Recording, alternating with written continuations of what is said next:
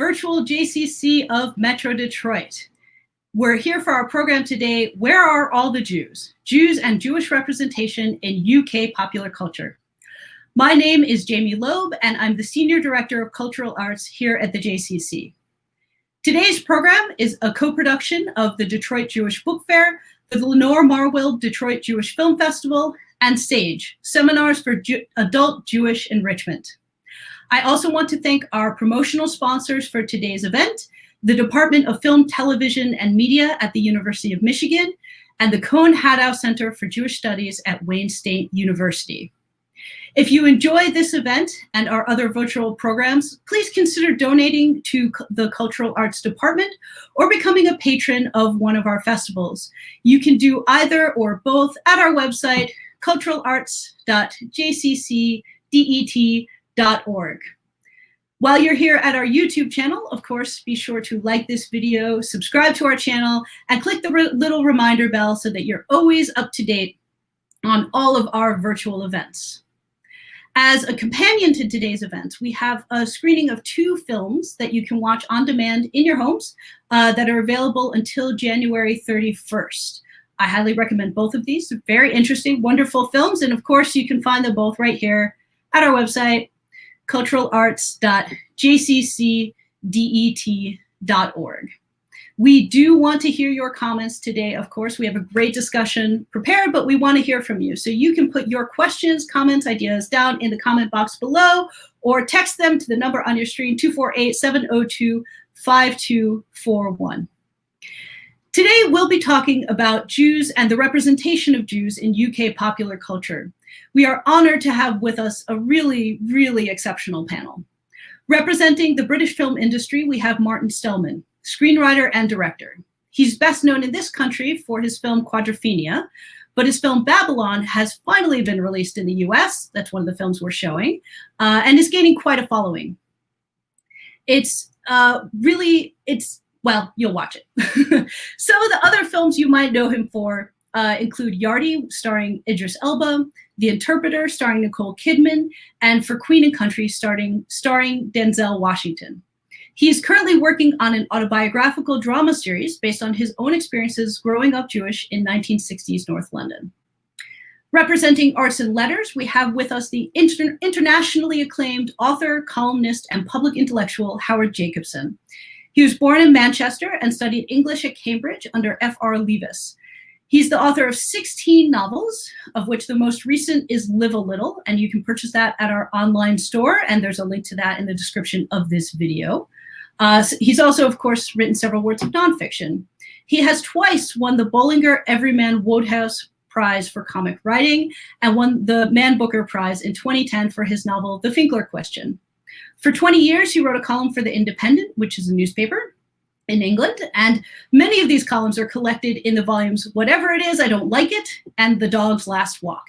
His novel, The Mighty Waltzer, was adapted for the stage by Simon Bent and performed at the Manchester Royal Exchange in 2016. So helping us to compare filmmaking in the UK with filmmaking in the US is our Detroit's own Elliot Wilhelm. He's been director and curator of the Detroit Film Theater since its creation in the 1970s. As one of the deans of the Southeast Michigan film scene, he has worked with countless film creation and presentation organizations. He's also a great advocate for up-and-coming filmmakers and, of course, preservation of classic films. He's also been a radio and TV broadcaster locally and a longtime friend of the Detroit Jewish Film Festival. I'll be your moderator today, and we'll be talking for about an hour. So please join me in welcoming Martin Stellman, Howard Jacobson, and Elliot Wilhelm. Hello, everyone. Hi. Hi, Jaemi. So Howard and Martin, I'd like to hear from you a bit just about the broad strokes of what Jewish life is like in the UK. What are the institutions? What are the options? What does it look like? Martin, do you want to say what it looks? I'll tell you one thing I can describe immediately, and then I'll step back for Martin, and that's what it did look like. And one of the interesting questions is, how has it changed from what it did look like? But had I been doing this when I was a teenage boy, in the 50s or 60s. Had I told my parents I was about to appear on it wouldn't have been a Zoom, of course, on television, talking to Jews in Detroit about a Jewish film festival, they would have said, "What would you be talking about? I hope it won't be Jews." What you were meant to do with being Jewish when I was growing up is hide it, not let anybody notice. The fact that I was called Howard Jacobson and looked the way I looked, as long as I didn't mention being Jewish, nobody would have known. It would have been a little secret between me and them. The guiding advice all along was, you stay stum, you don't let on, you don't talk about it, you don't write about it. One can be comical about this, and we were comic about it. Me and my Jewish friends, we were comic about our parents to one another, but there was a serious undertow to this. Remember that the difference between Jews in America and Jews in Britain is you have never been thrown out of America. We were once thrown out of Britain. That's a long time ago, but Jews, as you know, have long memories. Jews forget nothing. We were thrown out, and that's been our experience all over Europe. People forget that it happened in England. It happened in England probably first. So we have been conscious for a long time that we are here not exactly under sufferance, but that we must mind our manners. We like being here. The Jews love England, and they get on with England. And part of what suits English Jews is being English in the sense of being very quiet and underplaying everything. That's a starter. I don't know if it's like that for you, Martin. Absolutely agree 100% with that. I think that's spot on. I can remember a conversation that I had with my dad, which was actually in deaf sign language, because my parents were deaf as well as being Jewish. It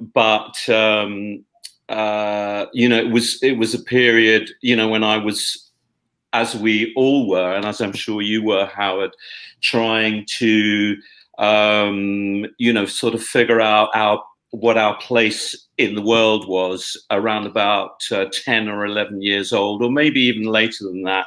No, I think it was around about that time, probably pre-bar mitzvah. And, being interested in the idea of, being Jewish and British and the son of, first generation British son of Jewish immigrants, certainly on my dad's side, and trying to kind of work it out. And me saying, because we were those kind of Jews who were kind of secular, but also kept the high holy days. So just to give you an idea of what London was like then, London was, the Frummers, the Hasidim, the Haredi Jews were living in Golders Green, which was actually, I would say, 3 miles down the road from where we were, which was Hampstead. Well, actually, in my case, West Hampstead. We weren't quite wealthy enough to be living in Hampstead proper. But Hampstead was definitely the area where, if you were more assimilationist and more secular, then you would live in Hampstead, West Hampstead, that sort of area. And then, of course, there was Stamford Hill, the famous Stamford Hill, which is the equivalent of, I don't know, Brooklyn, where the real heavy duty Hasidim live. But I can remember saying to my dad, so the thing is, we didn't eat bacon. We went to shul on the high holy days, not on Shabbat every time. And so we were those kind of Jews. And I remember saying to my dad, if we're Jewish, why can't we walk about with our yarmulkes on? And he was... And you have to imagine this conversation taking place in sign language. And him saying,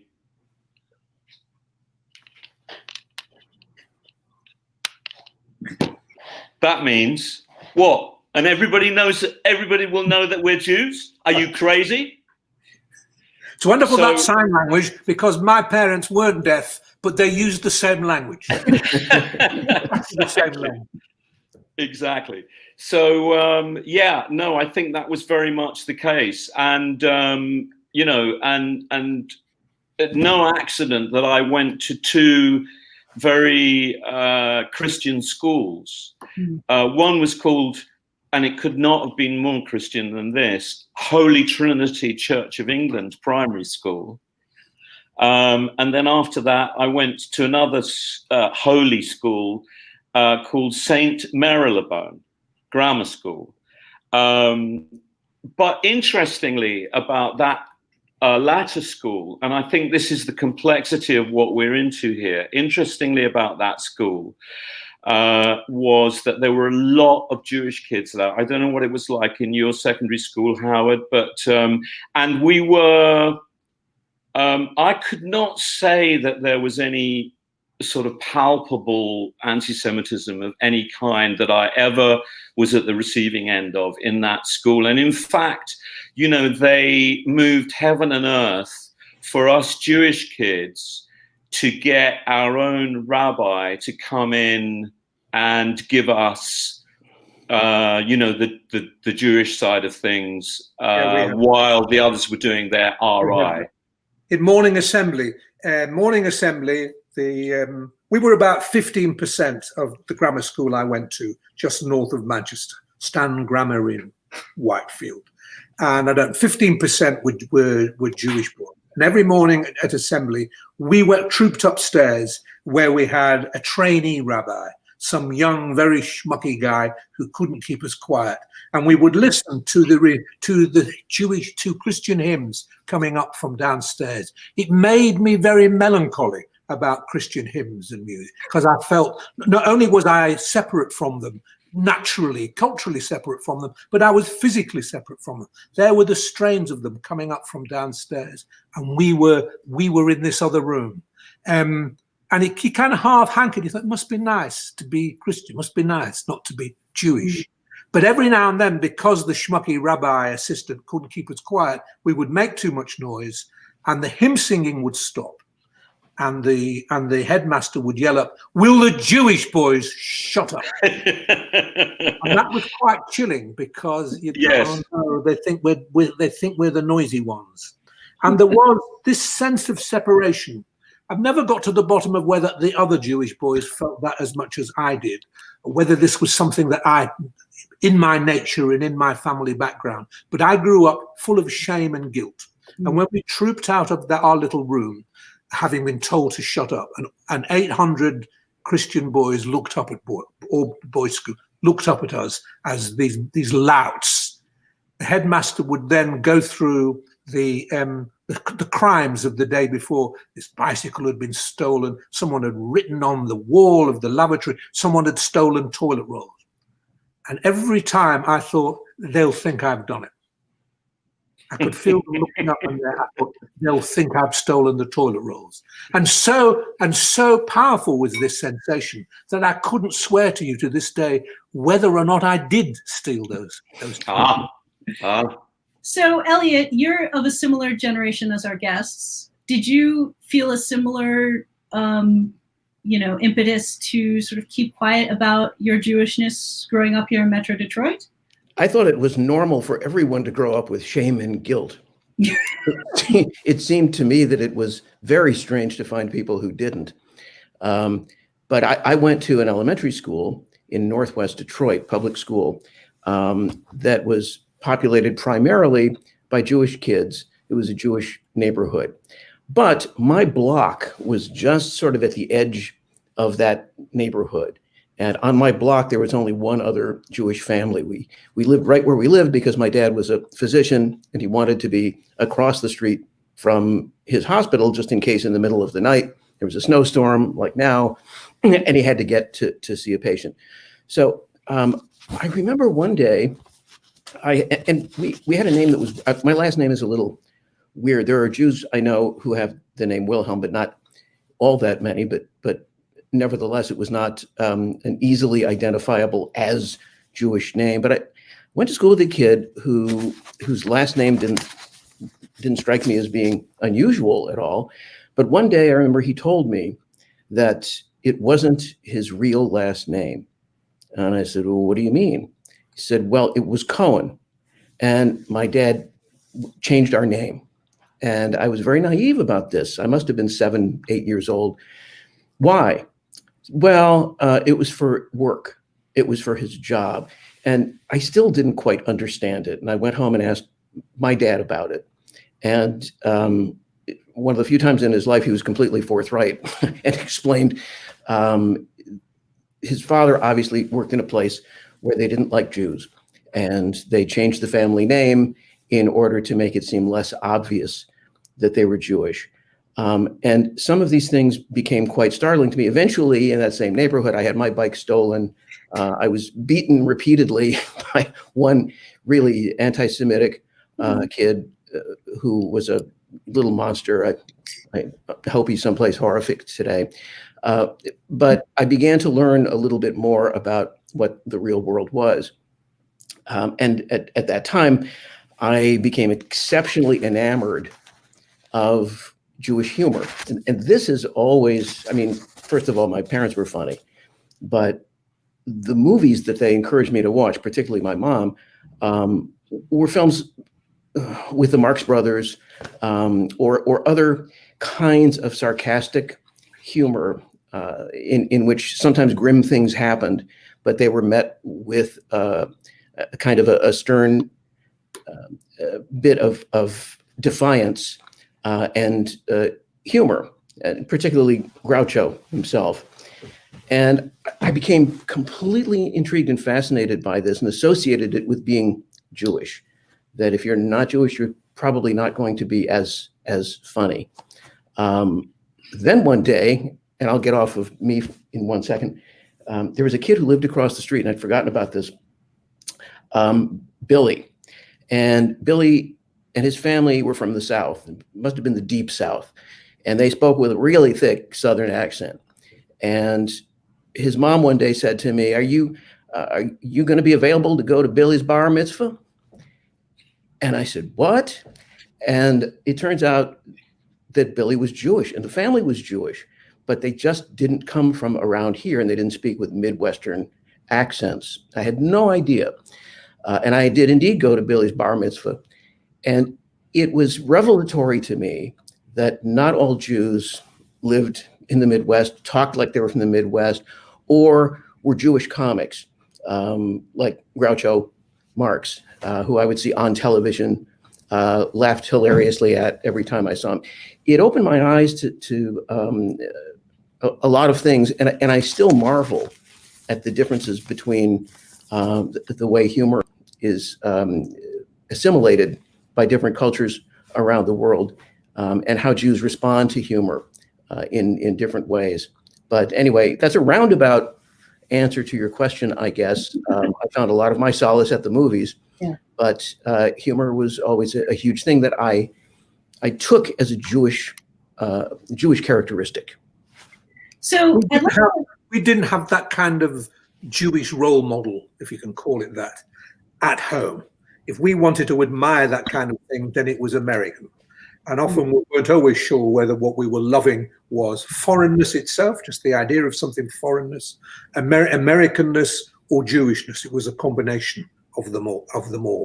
And then absolutely. Oh, I'm sorry. Go ahead, Howard. Vitality. If it was vitality that one hankered after, it was not. You were not going to find it at home. You'd find it among your friends, but you wouldn't find it in. Was there a Jewish comedian, Martin? There must have been a Jewish comedian. Well, I was just thinking about, Sid James and Bernard Bresslaw in the same era as that Carol Reed movie that I was talking about. One of the very few British movies that I can recall, and so they were, Sid James and Bernard Bresslaw were kind of, certainly Sid James was a big star, wasn't he? And did anybody sort of see him as Jewish? Did he put his Jewish? Sid James Jewish? Absolutely, and I think that's very telling that Exactly. you don't know that. You And tell me that Hattie Jakes was Jewish, they won't know who. no, Hattie Jakes wasn't. But Sid James, if you look it up, I think he's got a wonderful Middle European surname, and he was an East End Jew, and I think that speaks to what you were talking about, Howard, which is we were told to hide it. Yes. Yes. So Just Were you told that overtly? overtly? Were you told that overtly, or was it implied that it's not a good thing to be Jewish? Were you told keep it a secret, or simply bad things happen to you if you didn't keep it a secret? Stay stumm. Don't draw attention. Draw attention to yourself. Don't draw attention to it. But when I wrote wanted my first book, and my parents discovered it had Jewishness in it. And the truth is, but that's another story, the only way I was able to write a first novel was to have Jewishness in it. I had never meant to. Jewishness for me kind of broke the freeze, as it were. It was only when I realized I just had to make some Jewish jokes. I just had to have some Jewish tonality in this otherwise very, very English stuff I was writing. It was only at that moment that I could even write anything. But they were very, very frightened when they discovered that there was Jewish stuff in it. It was. But I'm interested in. Put a book out, but did you have to? That was another thing. Did you have to? Yeah.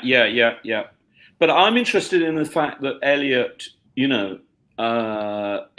Elliot tells the story of how he was beaten up by some anti-Semitic kids, and I think by the same token, maybe we hid ourselves so successfully, Howard, that we never got beaten up. I mean, I never encountered that kind of anti-Semitism ever until I happened to stumble into by mistake, a National Front pub in my 20s. But that's a whole different thing. A whole different thing. And I think I think there's a kind of interesting other side to the coin, which is thinking back about my secondary education and that atmosphere, there was a sense of inclusivity. They were kind of trying to help us fit in, Sorry, go ahead. We had one or two teachers that weren't. We had some problematic teachers. There was one, we had a woodwork teacher who, maybe because, his point was that the Jews weren't good at woodwork. This was refuted by, my dad was an upholsterer, my best friend Gabriel Jacobs, his father was a cabinet maker, and there was another one who in those days, you had fathers who could do things with their hands. But this woodwork teacher's belief was that we couldn't do things with our hands. And in my case, he was right. I couldn't do it. And in mine. And he held up at one point a pencil box. I'd been doing what was I doing woodwork for anyway? I didn't want to do woodwork. I wanted to do French and Latin and English literature and more English literature. And we had a really high-definition camera. You could see my thumb is still got a scar in it where I half sliced it off in a woodworking shop in the same school I was referring to earlier. They should never have put you there. It was anti-Semitic to put you there. So I just my pencil box, whose lid didn't work, was all I had to show for 3 years at woodwork. And the woodwork teacher pointed out what would been made. The non-Jewish kids had made 3-piece suites, wardrobes, roll-top bureaus, 3-piece suits, and here was my pencil box. And he said, the immortal word for the time, why is it that Jew boys are so gammy-handed? Wow. That was a big incident then at the school because we reported it to our parents. My father wrote, I'm an upholsterer. Gabriel's father wrote, everybody wrote in, and he had to retract that. Wow. But it's still not the worst thing that could have happened. We also had a gym teacher who was very interested in looking into our shorts. He was very interested in looking inside Jewish boys' shorts. Oh. For a reason I can't explain, when we all ran around the gym, and Jews were not very good at gym. This is terrible stereotyping, but it happened to be the case. Jews were not very good at woodwork, and although our parents were, and we weren't very good at gym, and our parents definitely were not good at gym, PE. And this gym teacher discovered that Jewish boys kept their undergarments on under their shorts. I don't know why we did that. I can speculate as to why we did that. It might go all the way back to circumcision anxiety. Who can say? But we did wear something under our shorts. Was that so terrible? He would have a routine inspection into our shorts. And there was something very odd about being brought to the middle of the gym, 7 Jewish boys, while all the non-Jewish boys stood around, while the gym teacher, non-Jewish, peered into our shorts. I'm not going to psychoanalyze. I'm not going to take it any further than that. Right. Well, I like to think things have changed since then. But I do want to, you talked a little bit, you've all mentioned, well, Martin and Howard both mentioned not really having much in the way of Jewish role models on TV and on film. So, you know, in the UK, when someone makes a sort of, you know, someone who doesn't necessarily actually know real live Jewish people, what do they assume about about Jews based on what they've seen in the media? Is it all based on what comes to your shores from ours? Is it based on Seinfeld, or is there a different sort of set of assumption based on what they've seen from TV, film, books? We still have to battle a little bit. This is more a political point than it is a cultural point. We've had a battle in this country over the last few years, which has only just now gone quiet because we've had a change of government. But we did have a battle with the leader of the Labour Party for a few years. And it was believed, and I think fairly rightly believed, that there were strong undercurrents of anti-Semitism or something very like in the British Labour Party, particularly under the leadership of this person. And this was the old Marxists. This was like listening to the talk was like listening to stuff coming from Lenin. It was that stuff. And this was about money, Jews and money. It had, of course, brought in Israel. We don't want to talk about that, but Israel was kind of proved that Jews were heartless and resolute and unforgiving. And a lot of the old Jewish tropes, as they say, resurfaced in that period and made us feel, and there were a lot of Jews who talked about leaving Britain. Some Jews did leave Britain. There was a feeling that very, very ancient ideas of who Jews were, that we had tales. One boy at my school, I remember, said, "Did I have anything residual in my behind where my tail had been?" Because he believed it once had. I'm not saying the British Labour Party said that, but there was this belief that we were money grubbing and cold-hearted, that we were involved in world conspiracies. There was a lot of that. That our loyalty was to another country, not Britain. In fact, British Jews are so loyal to Britain, it's not true. They absolutely love the country and would do anything. I agree. But because they have other loyalty, because they care about Israel, worry about Israel, and see Israel as a possible necessity. My dad always said, he had no politics, but my dad always said, Israel, I don't know, I don't want to go. But you never know, you might need it. You might need it one day. Yeah. And I think British Jews feel we might need it one day and therefore feel a loyalty to it. But we were the whole population actually was very disconcerted by this idea that old ideas of old anti-Semitic ideas of the Jews had somehow or other been resurrected by an old Marxist. So but isn't it interesting that that keeping stum that we both talked about was somehow completely turned around by the events that you're talking about. Yes. And that for the first time in my lifetime that I can recall, we raised our heads above the parapet. Yes. And it was provoked not by the right, but by the left, which is kind of bizarre. And it pained a lot of Jews whose loyalties had been much more to the left than to the right. The history of Jewish political affiliation is that they're going to be more left. I'm sure this is the case in America too. You're going to be, more Democrat than Republican, but certainly more Labour than Conservative.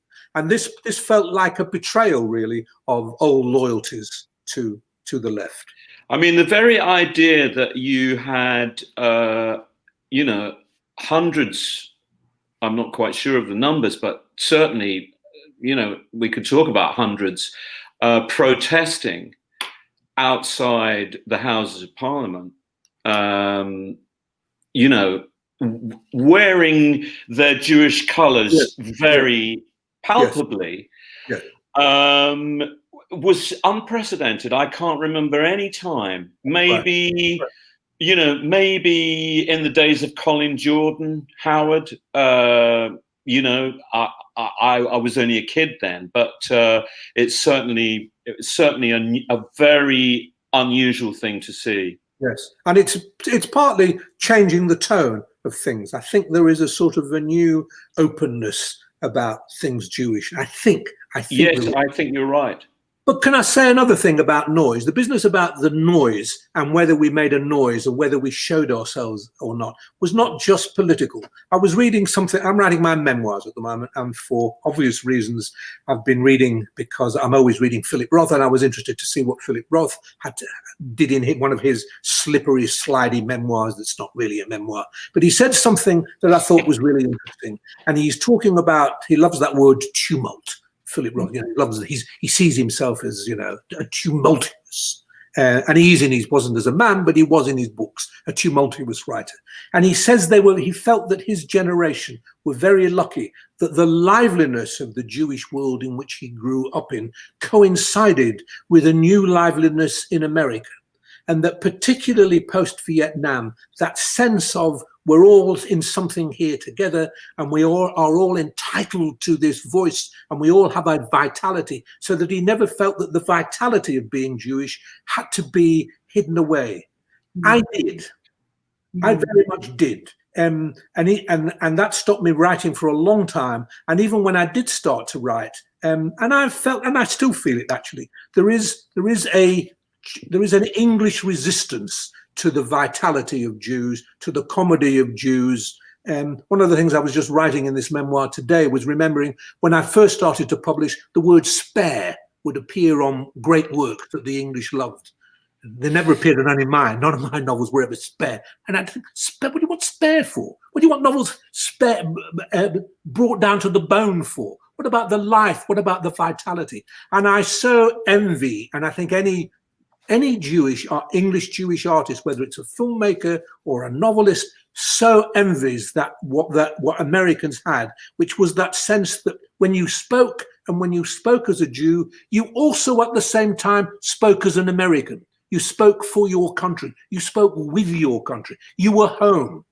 Yeah. Nothing against the English at all, but nothing against the English are who they are, and they are different. But no Jew could speak with a Jewish vitality and feel that he was at home. At home in British culture. British culture, quite simply, is quieter. It has different virtues, and those. But it's also not a country of immigrants, is it? It doesn't define itself as a nation of immigrants that has opened its doors to, you know, whatever that great phrase is on the Statue of Liberty. You know, the huddled masses and so forth. Yes.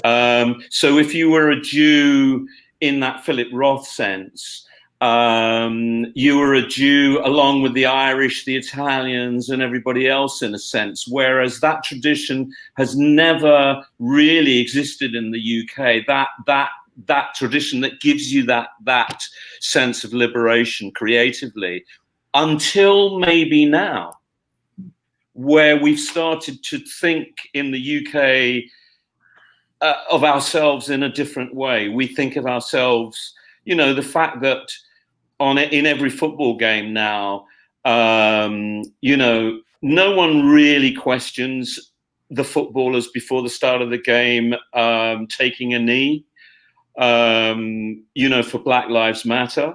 There's a different sense of who we are as Britons now than when Howard and I were growing up. This is definitely true. This is definitely true, and you have to admire the way Black culture has just beaten its way through in that way. Yeah. But quite where that leaves Jewish culture, I'm not sure, because we can't quite culturally, the Jewish culture and Black culture can't quite march arm in arm. We are sympathetic to what the other is doing, but we are not the same. It's almost as if where British culture was too quiet for us, Black culture is not quite enough for us. And that might be just be my reserve that's speaking. But I still feel there's not quite, my place isn't quite. Well, I think the problem, I think the difference there, Howard, is that black people are not in a position. We were always in a position, unless, as in the gym, in your gym, they wanted to take our trousers down. We were always in a position to hide ourselves, whereas black people don't have that advantage. And this is the old story about being able to pass and being able to change a few things, like one's name, or simply not mention a few things, and at least for a time be accepted. In the long run, we've seen, you were referring to the Statue of Liberty and the liveliness of various ethnicities who've come to America. We have all at one time or another beaten our way through in a kind of lively assertion that what we are is not something to be ashamed of. You see a very interesting encapsulation on Netflix, at least in the US right now, in a series of interviews with the writer and personality, Fran Lebowitz. Fran is a force of nature. She's a great force of Judaism. She's a great force of Americanism, and more specifically of New York Americanism, and of humor that is almost not even consciously being funny. This is what she is. She sees outrage everywhere and love in many things that we would find loathsome. She is interviewed by the filmmaker Martin Scorsese, who Jews and Italians lived a few blocks apart in the Lower East Side way back when, but they occupied in a way separate worlds. Those few blocks. I mean, Scorsese talked about how when he was a kid, he probably never ventured past Mulberry Street or Grand Street, and was, he knew about Jews, but he didn't really mingle. And yet they grew up sharing a certain sensibility, a certain humor, a certain liveliness and assertiveness that makes Scorsese have more in common with Fran Lebowitz, this Catholic boy. Have more in common with Fran Lebowitz than the Lubavitchers who you would see in Brooklyn on Eastern Parkway would sit down to interview Fran Lebowitz. They wouldn't know what she was talking about, nor would they find it in the least funny, nor would they necessarily consider her Jewish. There is cultural, sociological factors that are wondrous to me in the way that they have churned various ethnicities and cultures and peoples from all over the world to share a certain kind of defiant humor here in a way that's an American quality.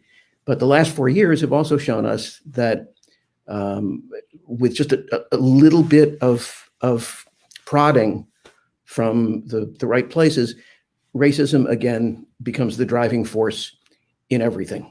And I'm not sure that it's something to be laughed at, but to be somehow turned into a force for bringing people together through laughter, as Mel Brooks did back in 1968 with the producers, and in ways that people, that's tasteless. Of course it's tasteless. The subject is tasteless. The world is tasteless. But let's try and make us all human in some way. That fight, that anger that results in being sarcastic to a purpose, I think is very important. And I found that in Philip Roth's book. You're mentioning Roth, The Plot Against America, which is a very terrifying book and was very prescient, of course, about Charles Lindbergh becoming president. It also is filled with humor, and humor of a very dark order, but nevertheless, the kind of humor that is so essential to survival that I think there's so many ways to go here with talking, and the British sense of humor, the American sense of humor. When I was a kid, I would see early Peter Sellers films, and people around me wouldn't laugh. They, this is British humor. We don't get it. Yeah, you can, and it's wonderful, but you need to be steeped in it a little bit. You need to be sort of let it get into your bones and understand that it's not that different from the Jewish humor that we all grew up loving. Anyway, so I digress.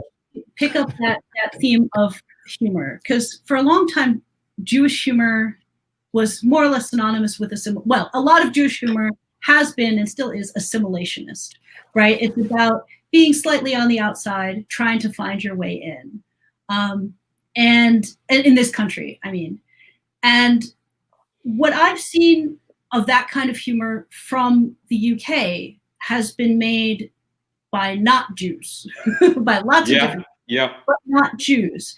And so I'm wondering, looking at, how foundational Jewish and assimilationist humor is to American humor writ large, right? Has that affected Jewish humor in the UK? Is there a particular breed of Jewish humor in the UK? I mean, there's a lot of humor in your books, Howard. There's a lot of Jewish content in your books. There's a lot of Jews being funny in your books. Where does that live in the UK? Where does the Jewish humor come through? Well, this is a bad question for you to ask me, because you will now not be able to shut me up. So you will just have everything to me. I made a TV series with my wife, 5 hours of television about comedy. It was called Seriously Funny, an Argument for Comedy. I mean, it is everything to me. I mean, I can't even read a novel if it's not funny. If I'm not, I don't mean roaring with laughter, but if I've not got to the end of page one without some sense of irony or the dislocations that comedy gives you, I really don't want to know.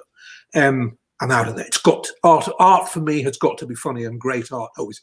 That doesn't stop it being tragic. In fact, often the greatest tragic work is often got the most comedy in it. But I have a particular problem here in relation to Britain and America, because for all that I've said, the vitality of America is something that I admire and how I'd long to have been part of all that. I find that Americans don't quite get English Jewish humor, because I think English Jewish humor is subtler. I think because an English Jew has also got England. Right. Because behind every Jewish writer, there's Jane Austen, as well as Dickens, and there is the subtleties of the class system, and the fact, therefore, that all that stuff that we were taught when we were by our Jewish parents when we were being brought up as being English, gives you a little advantage in the end, in that you are more suggestive, you are more hidden, and I find that Americans just don't hear it quite in the same way, because they expect something to be. They also want everything to be made all right. I think, although there is dark humor in someone like Philip Roth, and indeed Sorbe, I mean, these are wonderful, and Malamud, wonderful writers. I think English Jewish writing, and don't ask me to tell you who I'm thinking of. I'm thinking of me.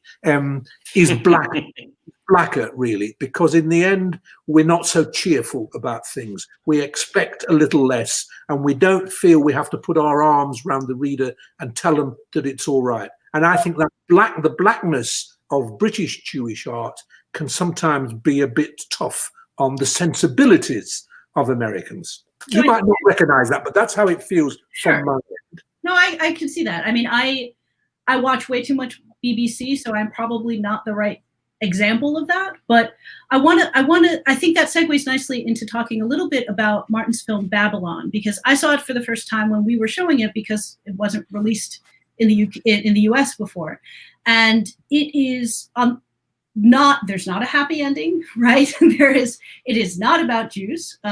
But it is about a minority community that is somewhat insular, that is an immigrant community where the first generation seems to be able to code switch, even though they don't do it that much. And what I mean by that is there's several characters who speak mostly in the sort of Jamaican Caribbean, I guess, dialect. The patois, right? But also occasionally they speak in what sounds to me as just like a generically British sort of dialect. So to me, even though it is clearly not actually about Jews, it had a Jewish feel right, because it's about trying to make it, trying to assimilate all of, like, it's not funny obviously, but you know, it's an assimilationist movie, and this is to me so fascinating because it's written by a Jew about, like, it's a Jewish story told about non-Jews in a way. Well, interestingly, that's a great point. I've never seen it that way, but it's written by a Jew with an Italian, Franco Rosso, right, who was even closer to the immigrant experience than I was, because he came to the UK as a boy. He was 10 or 8, I think, and then it was also financed by a British Saudi who was the head of what is now the BFI then, and was produced by Gavrik Losey, the son of the blacklisted Jewish director, Joseph Losey. So I think there's something there in what you're saying about all of that. But did we know it at the time? I don't think so. You know, there's a weird way in which it feels a little bit like Crossing Delancey almost. I know that sounds a little crazy, but there's something about that. There's a yearning to just be, you know, amongst those teenagers, young adults, right? And I mean, I suppose that's a universal coming of age sort of situation. But well, I kind of sense that in my own writing, my own screenwriting, that in some weird way, it was a kind of displacement, a sort of displacement activity for my Jewishness. And I can see that only now because of the very fact that really the only projects that I'm kind of interested in doing and exploring right now are Jewish projects. But it's taken me, unlike Howard, almost an entire lifetime to get to that point. So Howard, you mentioned the thing that sort of made your writing work was letting it be Jewish.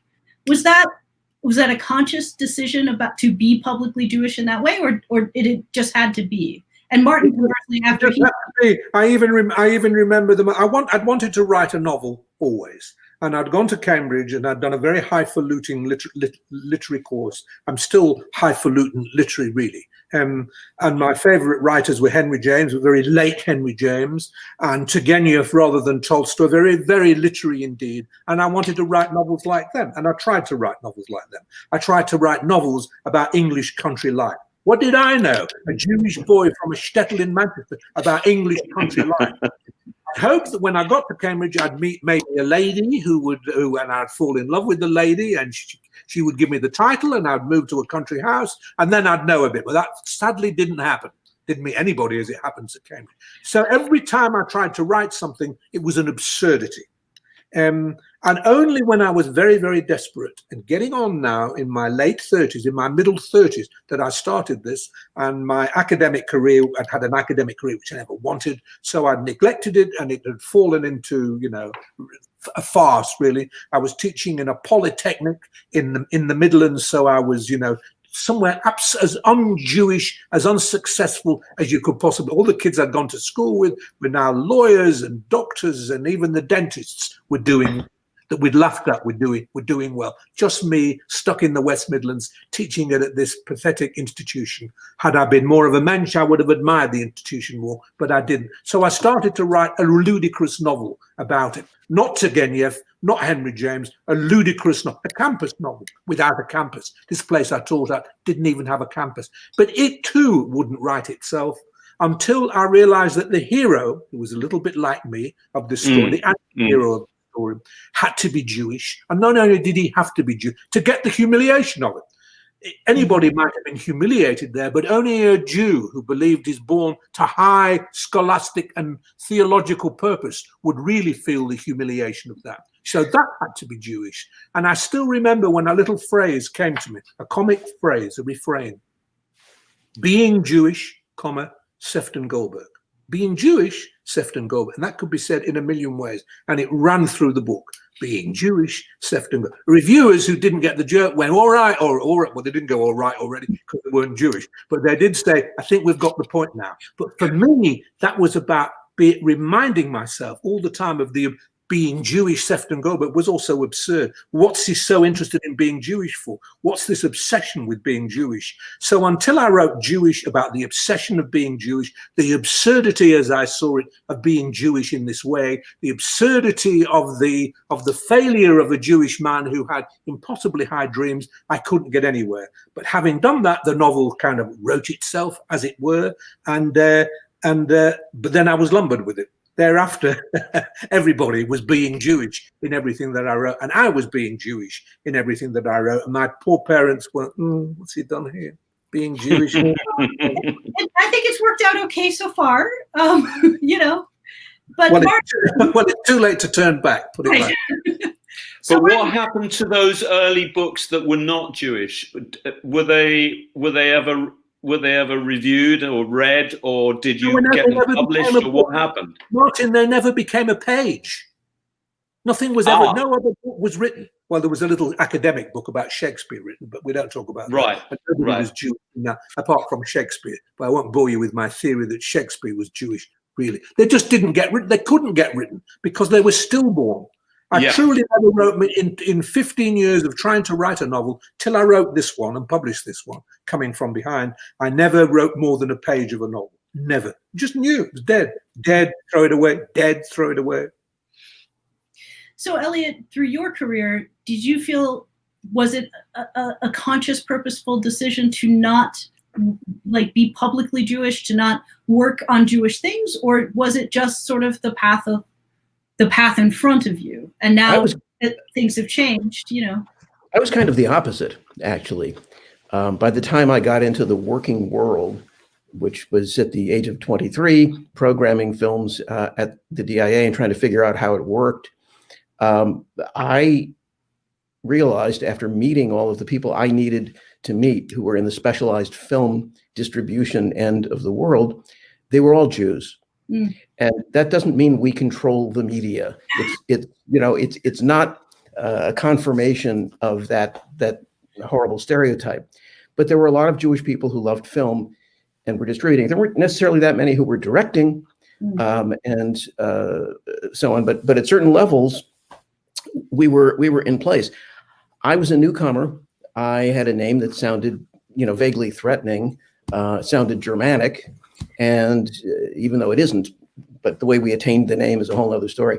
And I made myself drop into every conversation I had with everybody, beginning in the 1970s, the fact that I am Jewish. I sort of naively thought, well, if I'm in the tribe and I make it very clear to everybody else, it's going to be much easier to get along. I have no idea if that was true or not. But occasionally I'll still have somebody, I remember 25 years ago, somebody from the Detroit Jewish News said, "You're Jewish?" I said, "Yeah." We never knew that. We didn't know that. But it was not really for my attempting to hide it. I've become comfortable with it and was shocked to hear when I attended the Telluride Film Festival. I used to go often, maybe 15 years ago, whenever Secrets and Lies was released. The great British director Mike Leigh was there, and Mike Leigh talked at a conversation with the audience afterwards about his Jewish identity and how he had actively, until that year, he said, suppressed it completely, hid it, consciously made it something that was not a part of what he did, and yet he realized that it was infusing all of his work. And he was simply doing everything he could to camouflage it, and said he's now embracing it. And he feels great about it. I don't know if he felt great about it. I hope he did, but he produced some great work after coming out, so to speak. Like Mr. Turner, his films have always had a suppressed emotion. Many of them have been about people who are extraordinary characters who often find it difficult to express themselves. And I think, like some of the conversation we've heard here today, and some of the things in Babylon, for example, of groups trying to assimilate. Here's a group of folks who came in the sort of Windrush program or whatever it was called, who came in from Jamaica and became British citizens. They wanted to be among their own and have their own culture, but by doing so became pariahs in their racist neighborhoods. How do you reconcile those things? Ultimately, it came down to violence, as it does between the mods and the rockers in Quadrophenia. It's an old story, and we struggle. I think we all struggle with it to some degree. But it's fascinating to see people attempting to establish their identities and express themselves in ways that can be understood. I would also add one more brief point. We're talking about British humor, American humor, and so on. This is a big country, and there are so many different cultural experiences that you can have traveling from one end of the United States to the other, that New York humor may not play well in Utah, and Mormon humor may not play terribly well in Texas. I have no idea about that, but I do know that it's really impossible to be monolithic in discussing these things, and humor is so specialized and language is so specialized that it's great to discover that this kind of intellectual humor and ironic humor and expressive humor exists in every culture. And the degree to which we try to keep it hidden for one reason or another is the fascinating part here. This is a reason why, just to be a tiny bit political, we should all be watchful and anxious about any attempt to censor, allow our humor to be censored, or even censor ourselves. I am conscious that I am much more censorious of myself than I ever was before.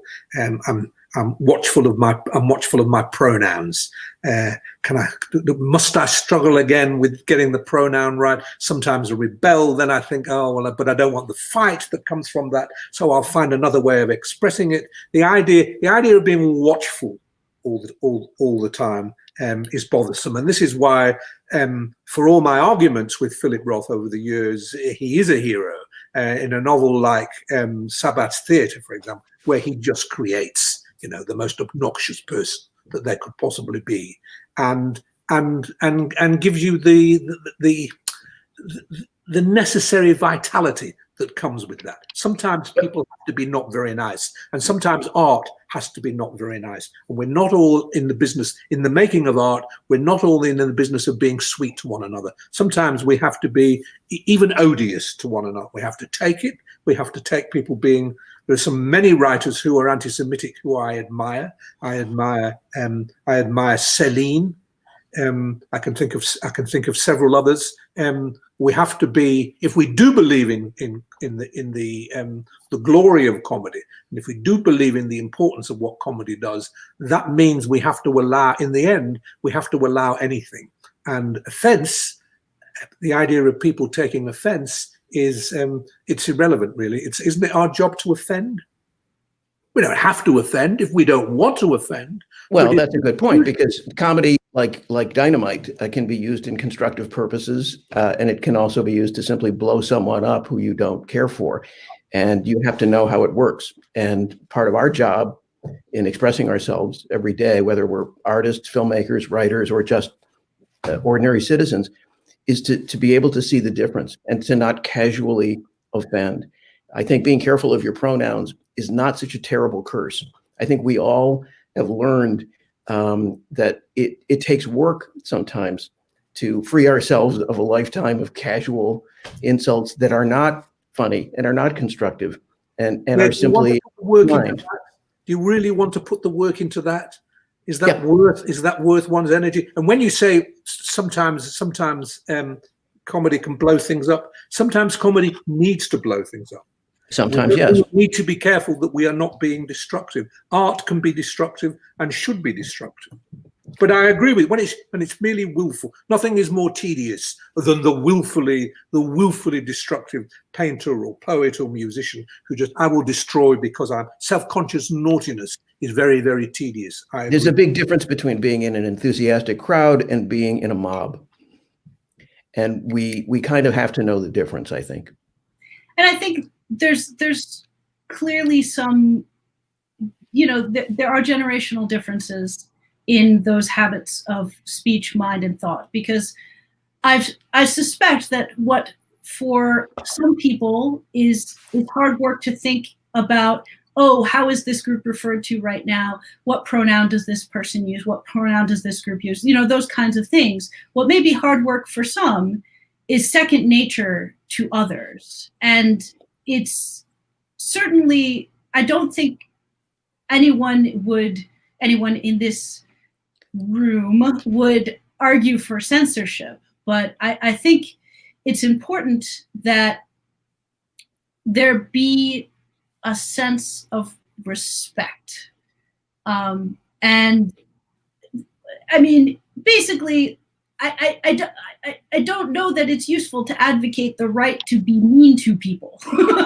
And unfortunately, in this country, I've noticed, I've spent a lot of time in the UK, and what I've noticed is that I have heard so much casual racism that to me is quite shocking come out of the mouths of people who are generally liberal politically and kind and generous people who would never actually do anything to harm or disadvantage someone who they just use racial slurs against, right?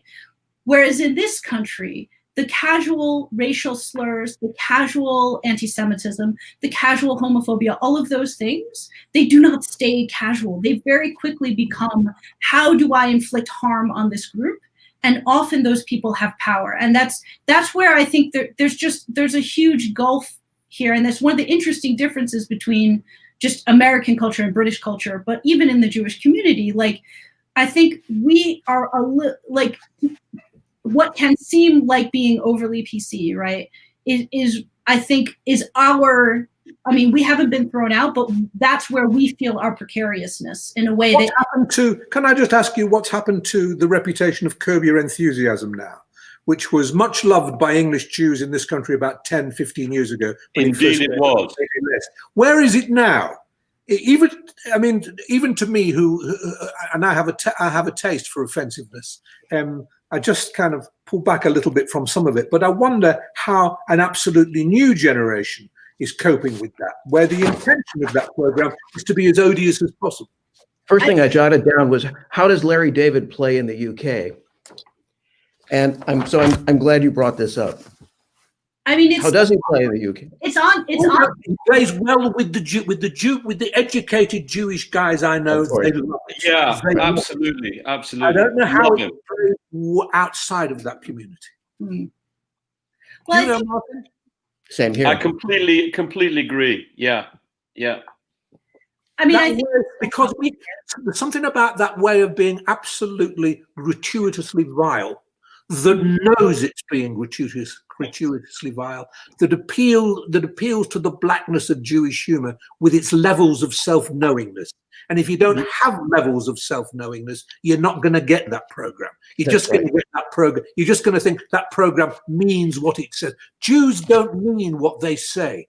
The difficulty I've had with almost all my very, very close friends who aren't Jewish is they think I mean what I say, or that I say what I mean. And it's impossible to get them to understand. Whereas my Jewish friends, even Jewish friends I don't like or see very much, know immediately when I'm not meaning what I say, when I'm saying what I don't mean, what that game of levels is that I'm playing. Yes, Larry's not a role model, but he's more like a monster from the id. We all recognize to some degree and say, no, I'm not that, but some days I wish I could be. Nobody knows he's more of a monster than he does. Of course. This is a monster. Character Larry we're talking about. I'm not saying that forgives some of the, It's not in the, but yes, it does forgive. Anyway, we're not in the business of blaming or forgiving.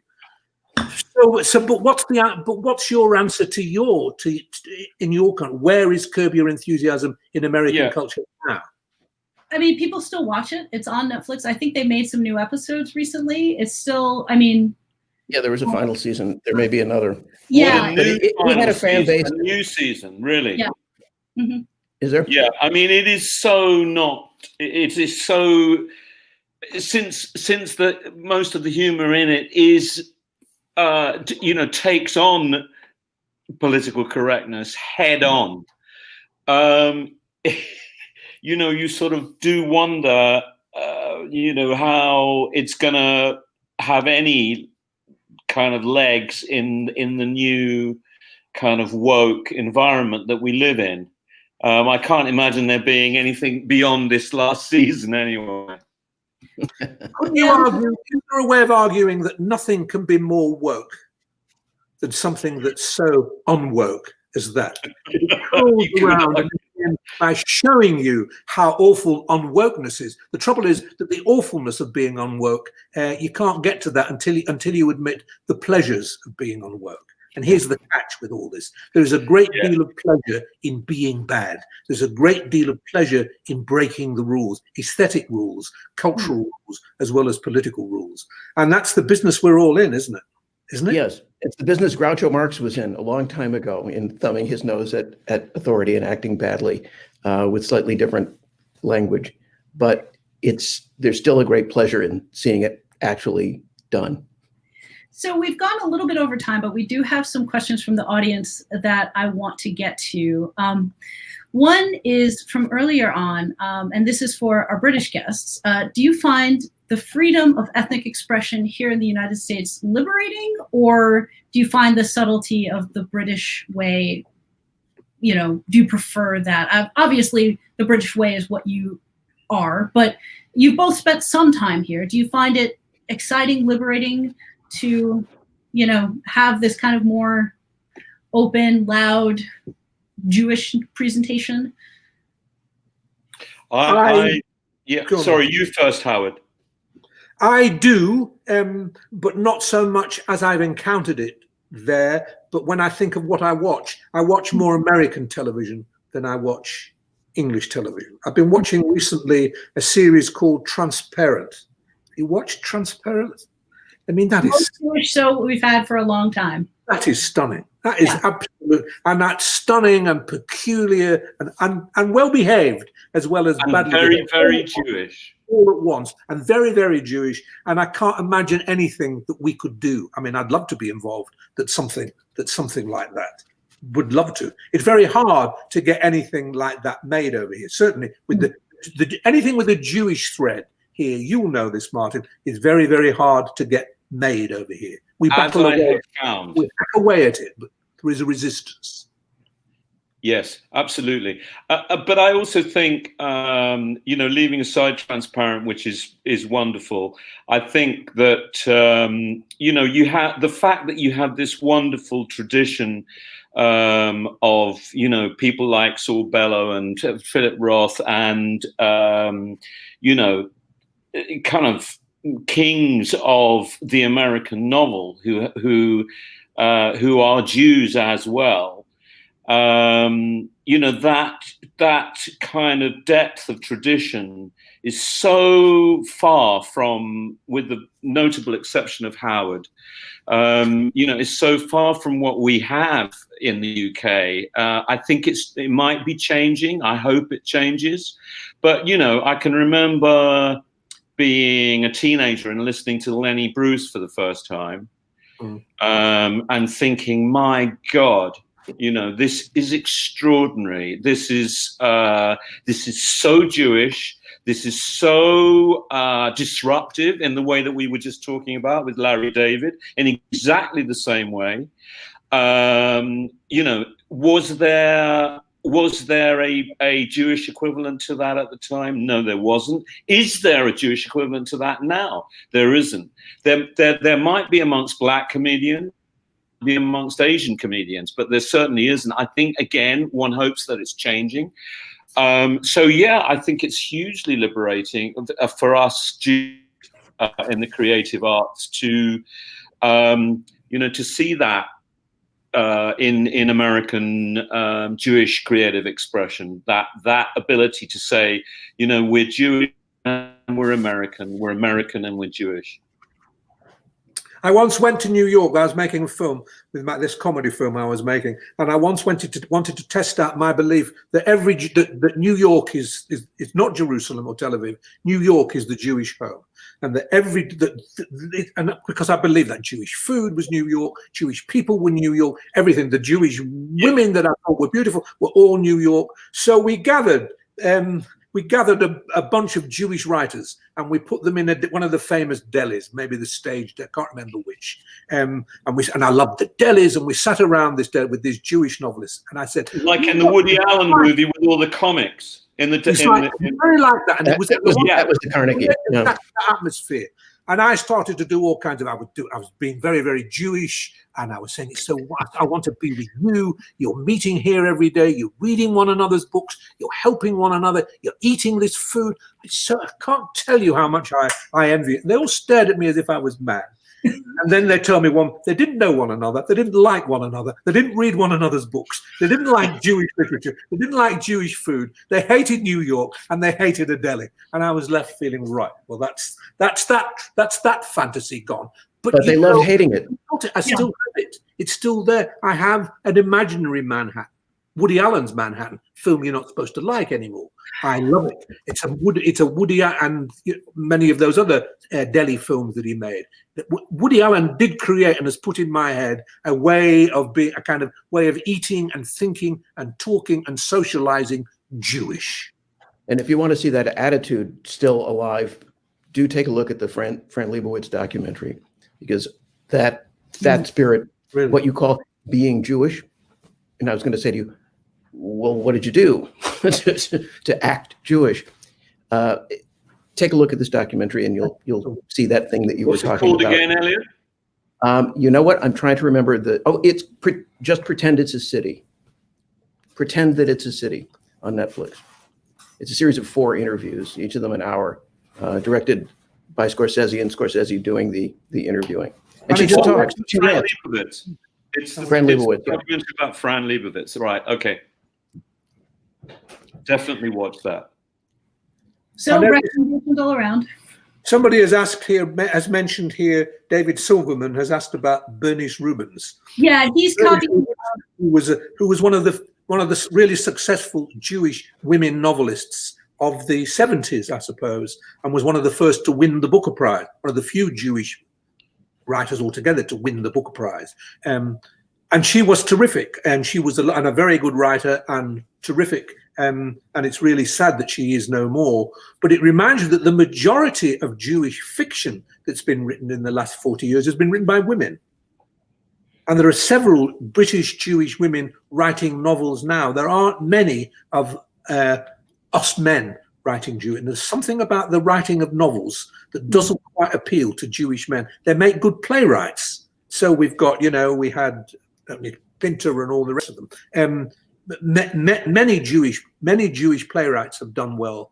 But Jewish novelists, it's almost as though Jewish men know you don't make a very good living as a novelist. And even if you're a Jewish artist, you still have to have a little bit of the lawyer and the accountant about it. You still have to feel you're providing for your family. I don't know. It's a puzzle to me why the novel has not attracted as many Jewish men as other art forms have attracted. Which is the case in America. You've got Jews writing novels in every. In fact, is there anyone in America writing a novel who's not Jewish? Don't you become? Isn't there a kind of a magical thing that happens that the minute you start to write a novel in America, you become Jewish? Have you heard of the Jewish language, the magic of the magic of the American language, which is so much the Jewish language, takes over, and you're Jewish. Well, there's it's one of the fascinating differences, I think, between our communities is that the Jewish, like you say, the Jewish language, cadences, humor, all of those things have very much been foundational in what has become the 20th century American pop culture, American cultural language. Jews have been in the British Isles for a lot longer than they've been here, and yet that hasn't happened. I mean, you guys were thrown out in 1200, so you were there long before that.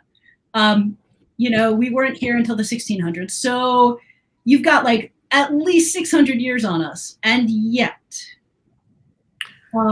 there hasn't been that osmosis. But that's that 600 years of a society knowing what a culture, knowing what it is, a culture, a culture making itself, being certain of itself. American culture America threw its windows open to come and help, come and help us make it. Jews helped make America. There could be, I know there was a lot of hostility to Jews too, and many Jews had to take jobs that were not the jobs that they wanted to take. But nonetheless, they were in, as it were, at the beginning. And the culture that was made was partly a Jewish culture. That has never been the case in Britain, and I think never will be the case. That's not a complaint. It's just the way of it. We weren't needed.